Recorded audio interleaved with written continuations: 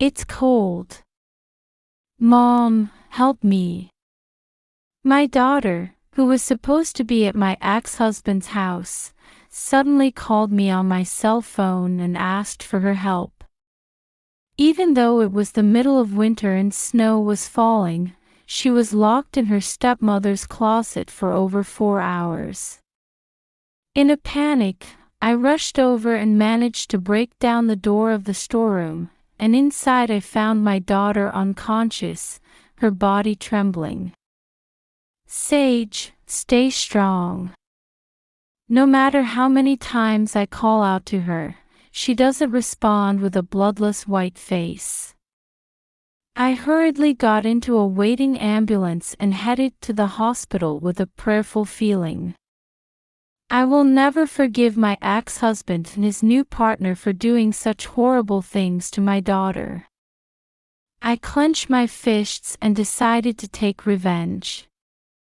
I'm Stephanie, 29 years old. My husband, Tyler, who is an office worker, was my classmate at the same high school, and we got married 8 years ago and became a housewife. I was blessed with a child and was living a happy life with my 7-year-old daughter Sage. Around the time my daughter entered kindergarten, my husband started looking down on me, and I couldn't stand it anymore, so we divorced 6 months ago. Of course I wanted to keep Sage, but my ex-husband was vehemently against it. How are you going to raise Sage as a housewife? Even though I wanted to refute his words, I couldn't, but I simply couldn't hand over custody to my ex-husband. The case went to court, but I lost custody of my daughter because I had no income and my parents had already passed away, so I had no one to rely on. Sage, I'm sorry. Mom can't live with you anymore. My daughter cries loudly while hugging me, unable to speak due to tears.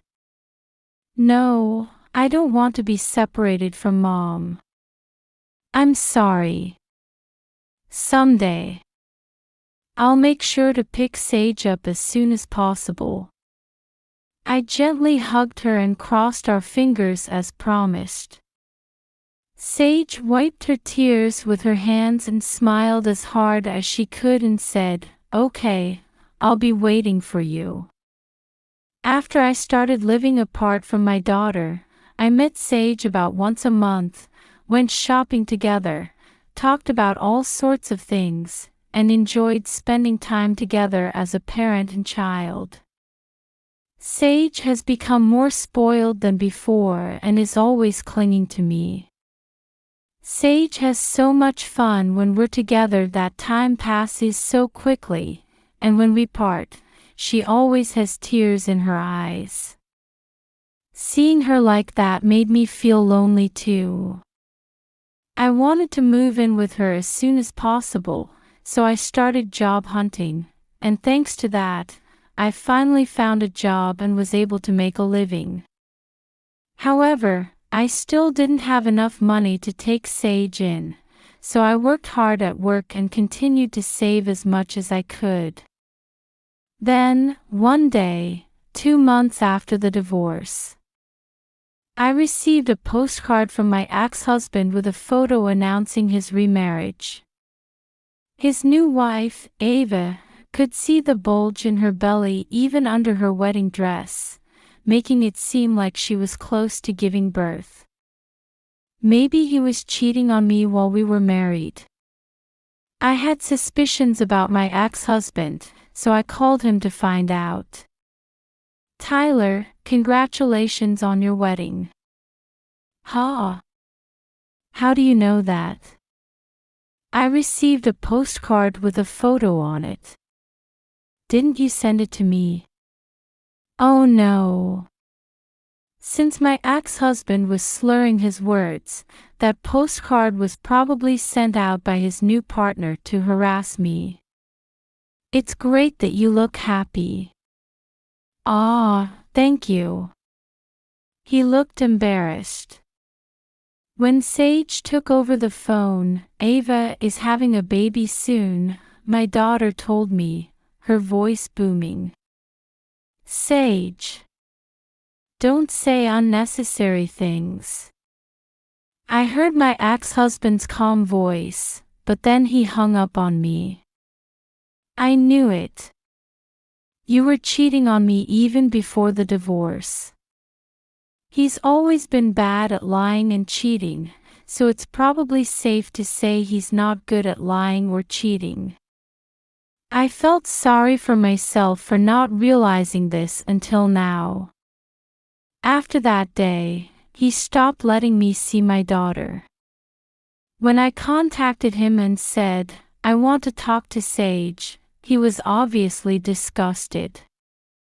"My wife is bothering me, so please don't call me anymore. I just want to meet Sage. Please. Let me see her. Are you trying to destroy my family? Give me a break."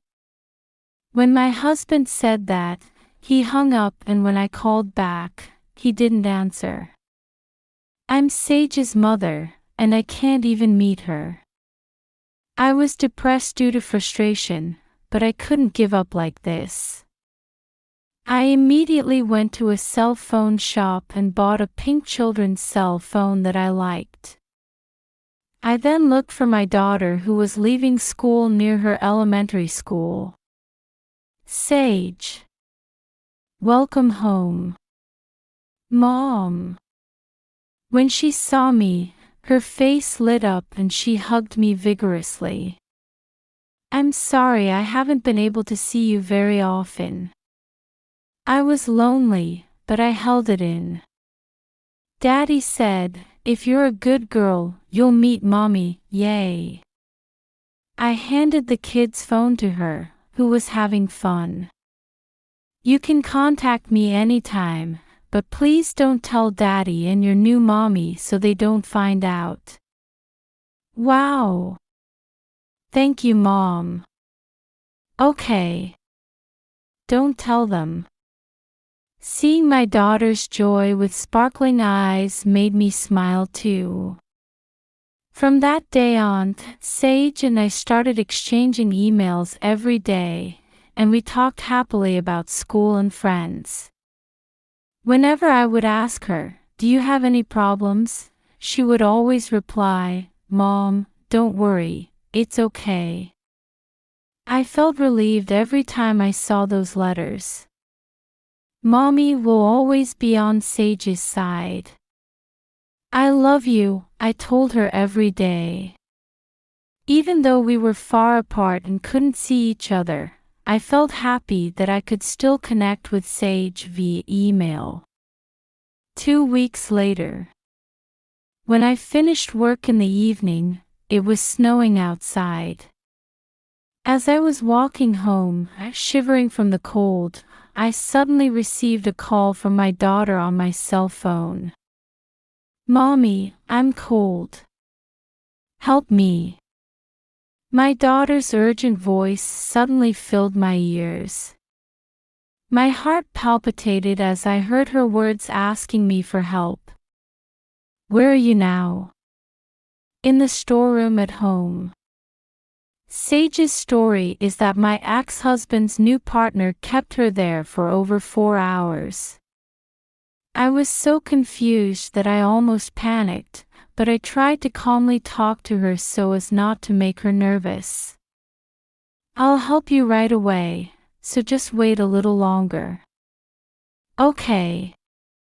I understand." Immediately after I hung up, I called my ex-husband's cell phone, but no matter how many times I called, he wouldn't answer. Anyway, I was worried about Sage, so I hurried to my ex-husband's house. When I arrived, the house was pitch black, there were no cars, and no one seemed to be inside. What on earth does this mean? I tried to open the door to the storeroom where Sage was locked, but it was locked and wouldn't open. When I broke open the door with a nearby shovel, I found my daughter curled up in a ball, shivering from the cold. "Sage, I'm your mommy." My daughter is unconscious, and no matter how much I call her name, her reaction is weak, and when I touch her body, she is very hot. I immediately called an ambulance and accompanied her to the hospital. Why is this happening? As I was being transported to the hospital, I kept repeating these words over and over in my head as I looked at my daughter's pale face. During our usual email exchange, I was completely relieved when my daughter told me, "Don't worry, it's okay." I wonder why I didn't notice it sooner.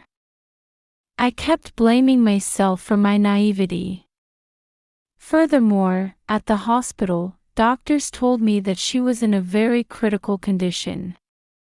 I felt a burning anger as I held my daughter's cold hand as she lay in her bed and did not regain consciousness.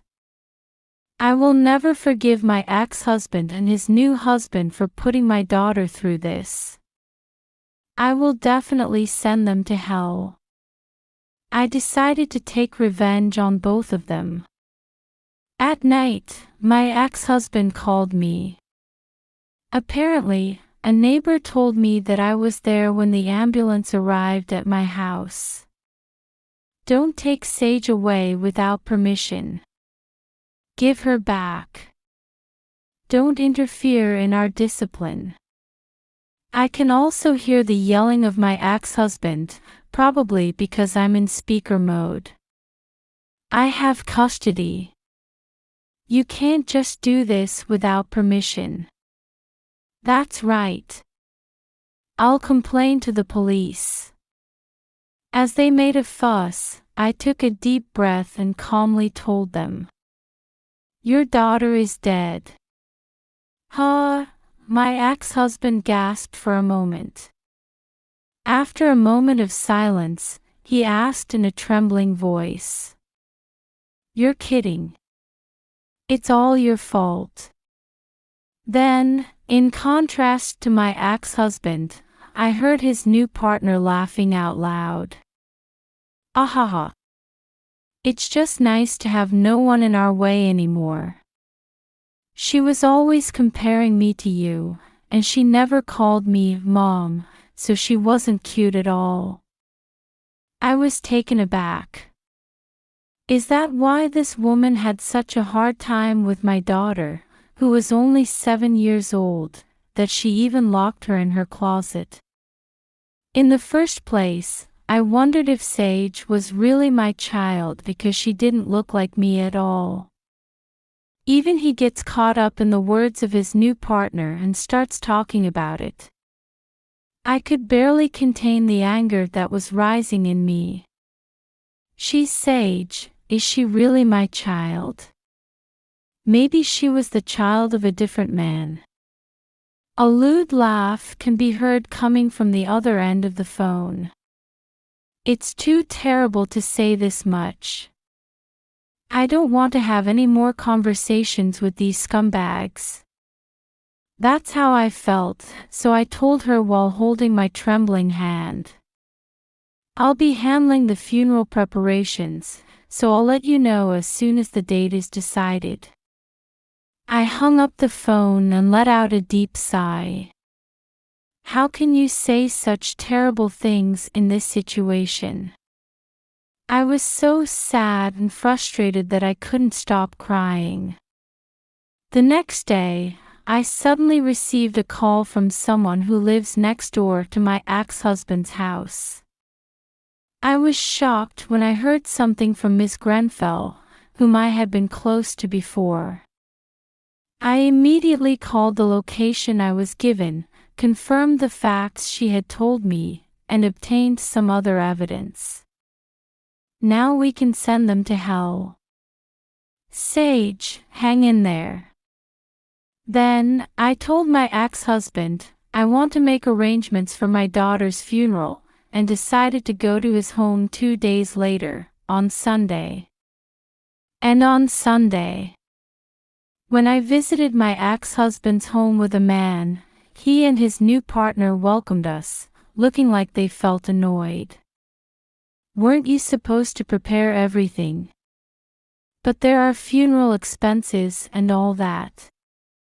I don't have that much money. Ha!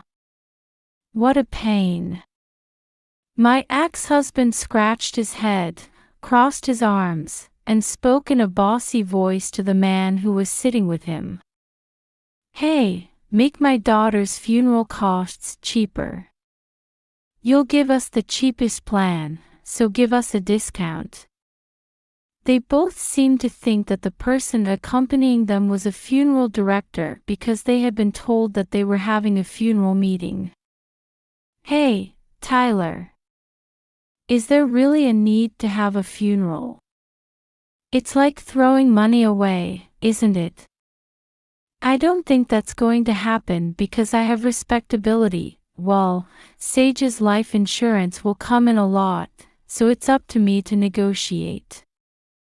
My ex-husband was looking at me with a dreamy face as he grinned triumphantly. Life insurance. Is that what you want?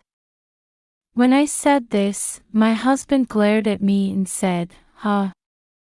So I held out the voice recorder in front of him. Before that, please listen to this. What came from there was the sound of his new partner yelling and my daughter crying.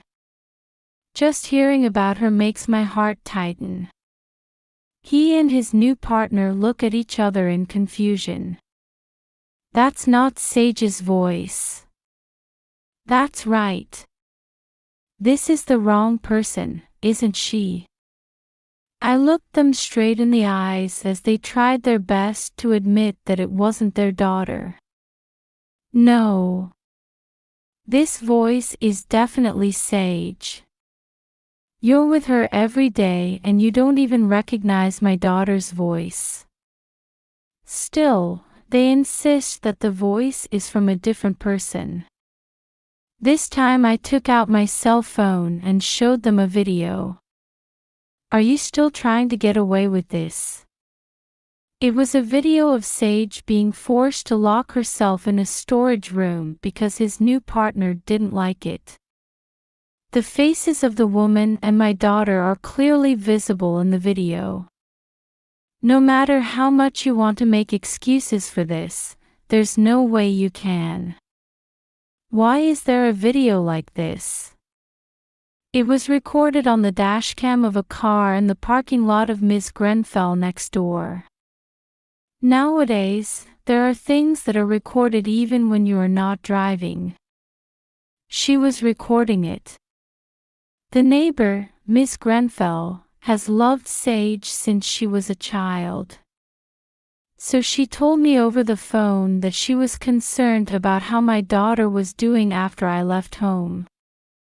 My daughter's energy gradually decreased and she thought something was wrong, but then she started hearing yelling coming from inside the house. Ms. Grenfell was worried about Sage and called the Child Welfare Center. Ava, you didn't let the counselor see my daughter and turned her away even though the counselor came multiple times, right? It's noisy. Because it was annoying. That's right. It's a nuisance for her to come all the way to my house. It's Sage's fault for not listening to her, and this is her discipline. I did it because I wanted to make that child better, so what's wrong with that? Do you want to discipline her by yelling at her or forcing her to lock herself in a storage room? Don't play around with her. Sage is not your toy. Even so, my ex-husband and his new partner are still smiling. I decided to introduce my companion who was with me here. I'm telling you, this person is not a funeral director. This person is the director of a child guidance center. What? The man, who had been silently watching the situation until then, handed my ex-husband a business card and said, "I'm sorry for the delay in introducing myself." And he and his wife, whose faces turned pale quickly. The director's expression suddenly turned grim toward the two of them, and he said in a cold voice, "What you guys did was a splendid crime." That's such an exaggeration. If you were the director, you would understand that it is your duty as a parent to scold a child who misbehaves, right? That's right. It's all just titles and there's not much to talk about. During this period, they struggled. Come on. Sage even testified to everything you guys did. His mouth dropped open for a moment at my words. Then he burst into laughter. Ha ha ha. There's no way someone who went to the other world could do something like that, right? That's ridiculous. Yes, what are you talking about? Ha. They pointed at me and laughed, and I told them with a smile. Oh, Sage is alive and well. What? That was a lie to keep you guys from taking her back. When they heard this, their eyes widened and their mouths opened and closed like goldfish. Sage was a nuisance to you guys, right? You said that clearly, right? Then why didn't you give her custody when you divorced? Well, that's because I didn't want to pay you child support. Ha! I'm tired of you. You're not only the worst as a husband, but also as a father. I can't help but feel angry that this man's true intentions were so shallow, even though he took my precious daughter from me by going to court. From now on, I will take back custody of Sage even if it means going to court, and I will send you all to hell. Stephanie, don't say such scary things. I will give Sage to you. Ha! That's fine, right? It's not good at all. It's your responsibility as her father to reflect on what you've done and make amends, right? I decided to further attack my ex-husband, who still didn't seem to be seriously remorseful. And one more thing. Ava got pregnant before we got divorced, right? What are you talking about? His eyes were swimming, and she looked down, clearly upset. No matter how much you guys cheated, if I investigate, I'll find out for sure, right? I'm going to demand exact compensation from now on, so be prepared. It's okay to say that now. It's enough. Please give me a break from apologizing. There's no way I'll forgive you. That's why I filed a police report. As soon as my ex-husband heard that it was the police, he turned pale and suddenly changed his demeanor, crouched down on the floor, and knelt down on me. I don't want to get caught. Sage is alive. Stephanie, please let me go. Please. With a runny nose dripping from his face, he kept pleading with me to withdraw the complaint, and next to him, his new partner, who had always had a strong attitude, bowed deeply to me. I'm about to give birth. Stephanie, please. Please withdraw the damage report immediately. I despise these two people from the bottom of my heart for their selfishness. The director said in a stern voice, "Why don't you just give up anymore?" However, they suddenly ran to the front door and opened it in an attempt to escape. However, he was arrested by a police officer who was already waiting there. I had nothing to do with it. Ava did it all. Ha! You were the one who told me to lock her in the storeroom. The two of them were shouting loudly and resisting in vain. It was so loud that the neighbors gathered around. Then, they were put into a police car while many people watched. Some time later, the court decided that they would serve within the walls. I was finally able to get my daughter back by filing a petition for change of custody.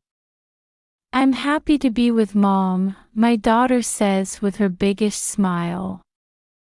In order for my daughter to lead a fruitful life, I was determined